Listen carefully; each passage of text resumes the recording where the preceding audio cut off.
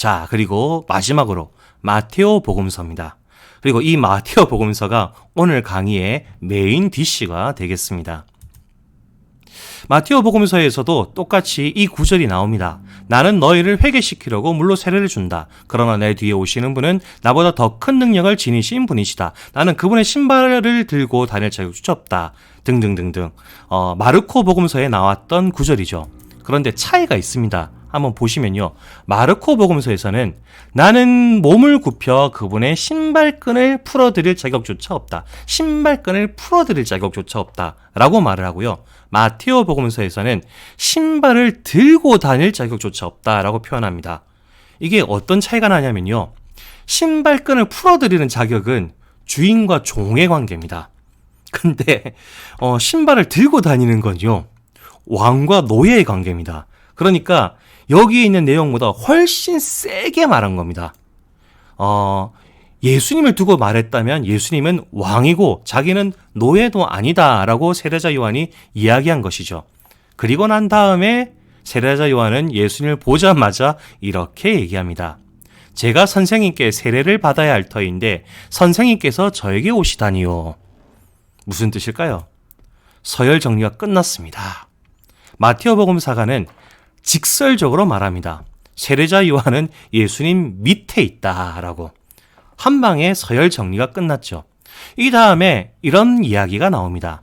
예수님께서는 지금은 이대로 하십시오. 우리는 이렇게 해서 마땅히 모든 의로움을 이루어야 합니다.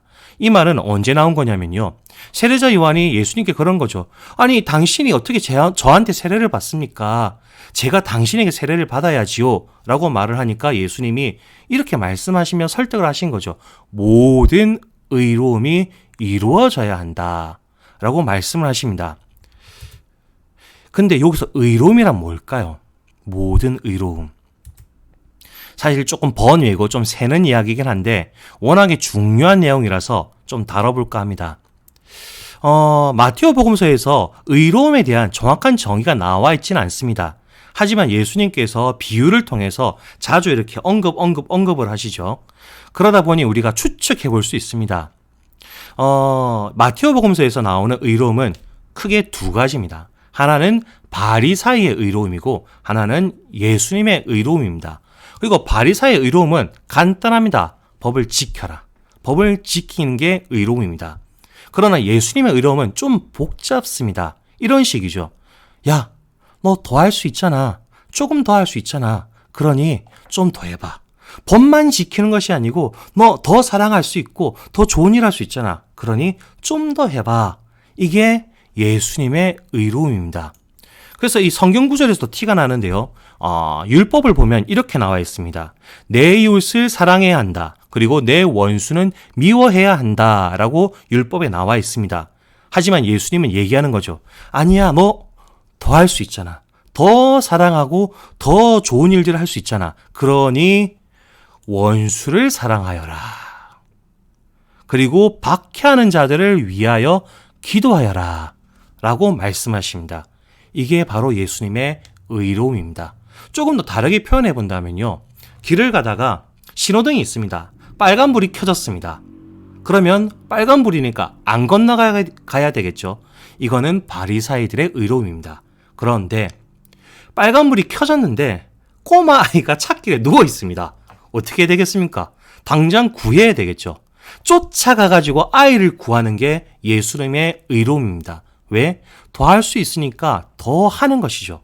그게 바로 예수님이 하셨던 말씀입니다. 그래서 예수님이 하셨던 이 말씀을 우리가 함부로 쉽게 넘길 수가 없죠. 내가 율법이나 예언서들을 폐지하러 온 줄로 생각하지 마라. 폐지하러 온 것이 아니라 오히려 완성하러 왔다. 예수님은 이렇게 말씀하셨죠. 그리고 완성하는 것이 뭐다? 법만 지키는 것이 아니라 너 더 할 수 있잖아. 너 좀 더 할 수 있잖아. 그러니 더 해라. 라고 얘기하는 게 예수님의 완성인 것입니다. 이제 조금 더 복잡게 들어가 보죠. 마테오 복음서의 구조를 한번 좀 볼까 합니다. 마테오 복음서는요, 5개의 긴 설교가 있기로 유명합니다. 왜 이렇게 배치를 했느냐? 이스라엘 사람들은 모세 오경을 무척 중요시 여겼습니다. 율법서 하면요, 첫 번째로 꼽는 게 모세오경이었죠. 그래서 마테오 복음사가는 5개의 긴 설교를 배치한 것으로 보입니다. 그러니까 새로운 율법서를 쓰고 싶었던 것 같습니다. 그래서 이렇게 긴 가르침이 5개가 있죠. 그러다 보니 예수님의 행적이나 이런 것들이 중간중간에 들어올 수밖에 없습니다. 그래서 하나씩 보면요, 요한의 전성기, 그러니까 요한이 수많은 사람들이 몰려들고 예수님께 세례를 주는 장면이 있고 난 다음에 설교가 있습니다. 그리고 두 번째 설교 사이에 세례자 요한이 잡혀가는 이야기가 있고요. 그리고 두 번째, 세 번째 사이에는 요한이 죽는 얘기가 있습니다. 재미있는 건 요한이 죽었던 사건은요, 사실 시간상 요쯤 됩니다. 한 요쯤 됩니다. 요쯤. 그런데 갑자기 헤로데가 회상을 하면서 이야기를 펼쳐나갑니다. 그러니까 세례자 요한의 죽음이 어떻게 보면 강제로 여기에 좀 배치가 됩니다. 그리고 난 다음 세 번째, 네 번째 사이에는 예수님의 거룩한 변모 사건이 있고요. 네 번째, 다섯 번째 사이에는 예수님의 예루살렘 입성 사건, 그리고 설교가 끝나고 난 다음에는 예수님의 십자가 죽음이 있습니다. 근데 이거를 조금 더 바꿔서 생각해 볼 수가 있습니다. 예수님과 세례자 요한의 관계를 생각해 보면서 읽어보면요, 거룩한 변모였지 않습니까? 예수님이 거룩한 모습으로 변모하셨습니다. 세례자 요한 전성기는 수많은 사람들이 막 쫓아오면서 전성기가 보였지만 예수님 거룩한 변모 사건은요, 당신 스스로 빛을 냈습니다. 옷에서 번쩍번쩍. 그리고 왼쪽에 엘리야, 오른쪽에 모세를 두고 이야기를 하셨죠. 예수님이 이렇게 거룩하고 멋있는 모습을 보여준 건 이때가 처음입니다. 그래서 이때는 예수님이 스스로 전성기적인 모습을 보여주신 거죠. 그리고 예루살렘 입성도 죽으러 오신 거지 않습니까? 솔직히 당신 발로 죽으러 오신 겁니다. 스스로 잡혀오신 것이죠. 그리고 십자가의 죽음도 스스로 돌아가셨던 모습이 강하죠. 당신이 죽을 줄 알지만 예루살렘에 오셨고 십자가를 향해 가셨습니다. 그리고 여기서 재미있는 게 또 있습니다. 요한의 죽음 사건 다음에 예수님이 기적을 하나 하십니다. 오병이어의 기적이죠. 빵 5개로 5,000명을 먹이셨던 사건인데, 그때 예수님은 빵을 들어서 감사의 기도를 드리신 다음 쪼개어 나누어 주셨습니다. 근데 요거는요, 예수님이 죽기 전에 최후에 만찬하시면서 했던 모습과 비슷하죠. 빵을 들어서 감사의 기도를 하시고 난 다음에 쪼개어 나누어 줬습니다. 그리고 그 다음에 나오는 이야기들도 많이 비슷합니다. 오병이어의 사건, 5,000명을 먹이고 난 다음에 예수님께서 어떻게 하시냐면요, 갑자기 제자들 보고 호수 건너편으로 가라라고 얘기하십니다. 그래서 제자들은 갑자기 예수님이 가라 그러니까 배를 타고 호수를 건너기 시작합니다. 근데 여기서 재밌는 건 제자들은 어부들이 많은데 배가 앞으로 안 갑니다. 예수님이 없어서 그런지 모르지만 배가 앞으로 안 갑니다. 그리고 이례적으로 예수님과 분리되어 있죠. 그 상황에서 예수님께서 해가 뜰 때 새벽쯤에 제자들을 향해 갑니다. 당연히 제자들은 호수 한가운데 있으니까 예수님은 어쩔 수 없이 호수를 걸어가겠죠. 그런 예수님을 보고 제자들은 외칩니다. 유령이다! 유령이다! 라고 외칩니다. 그러자 예수님이 얘기하시는 거죠.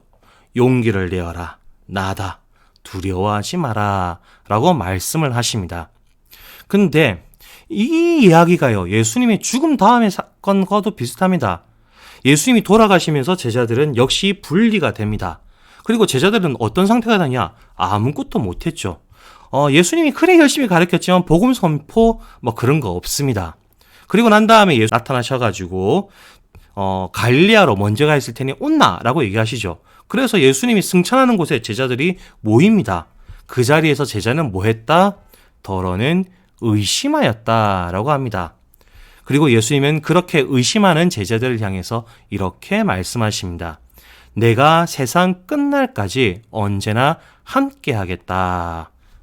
그러니 용기를 내고 두려워하지 말고 복음 선포하면서 앞으로 가라라고 말씀을 하신 것이죠. 여기서 우리가 잡아야 될 포인트는 뭐냐? 이거죠. 예수님과 요한의 이야기는 마테오 복음서 안에서 의도적으로 병행이 되고 있습니다. 함께 가고 있고 예수님 이야기 속에 요한의 이야기가 들어와서 함께 이어지고 있습니다. 그래서 마테오 복음사가가 세례자 요한과 어떻게 관계를 정리했는가 이렇게 설명할 수 있을 것 같습니다. 확실하게 일단 서열을 정리했다. 예수님이 무조건 위고 세례자 요한이 밑에다. 하지만 예수님께서는 세례자 요한을 품었다. 병행하면서 이야기가 같다. 이걸 우리는 이렇게 또 얘기할 수가 있죠. 과거를 품고 한 걸음 더 나아갔다. 그리고 이 나아감을 저는 의로움으로 충분히 이해할 수 있다고 생각합니다.